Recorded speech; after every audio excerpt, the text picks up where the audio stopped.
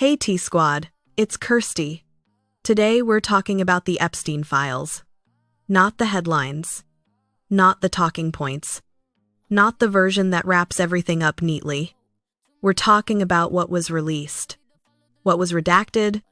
What briefly appeared and then disappeared.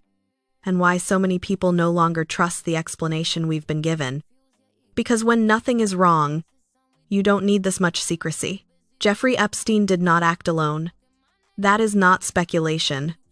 That is established by the conviction of Ghislaine Maxwell. She was found guilty of trafficking minors to other people. That means a network existed.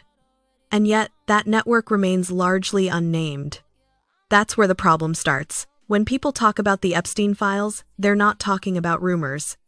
They're talking about federal investigative files, internal DOJ communications, flight logs and travel records, photographs seized from Epstein's properties, witness statements, grand jury materials. This is evidence collected by the government. And evidence is only useful if people are allowed to see it. When parts of these files were released, they were not transparent. They were heavily redacted. Not just names. Not just addresses. Entire paragraphs were blacked out. Entire pages were unreadable. Context was removed. In some cases, even officials' names were hidden. At that point, you're not releasing information. You're releasing silence with black bars on it. Some Epstein-related materials were briefly made public, and then quietly taken down. No warning. No immediate explanation. Later, the reason given was privacy and victim protection. Here's the issue. Some of the removed material did not contain victim identities. Some of it was later restored after public backlash. That tells us something important. Someone decided the public should not see it, and then reversed that decision when people noticed. That's not transparency. That's containment. Let's be clear and factual. Donald Trump and Epstein. They moved in the same elite social circles in 1990. They appeared at the same events. Trump publicly spoke positively about Epstein in 2002 on record. Also true, Trump does not appear on Epstein's flight logs. Trump was never charged. Trump was never convicted.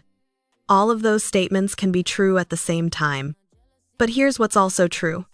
Epstein's network was never fully exposed. Key records remain sealed or redacted. And that lack of clarity fuels suspicion, not proof, but doubt. And doubt grows when answers don't come.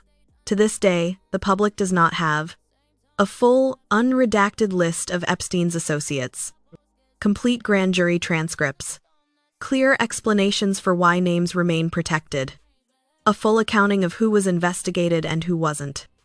Years have passed. At this point, ongoing matters is not an answer.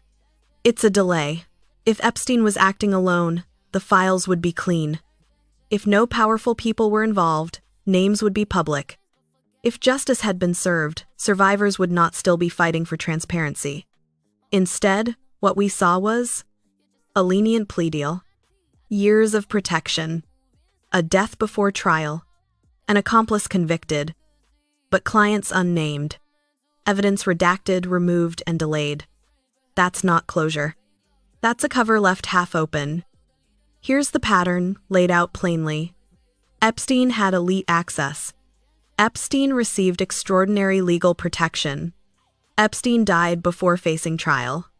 His accomplice was convicted. The network was acknowledged, but never fully exposed. That pattern doesn't feel accidental. It feels managed. I'm not here to tell you what to think. I'm here to show you what's missing. And when evidence disappears, people start asking who benefits from the silence. Drop your thoughts below. Like and subscribe. And until next time, keep sipping that tea.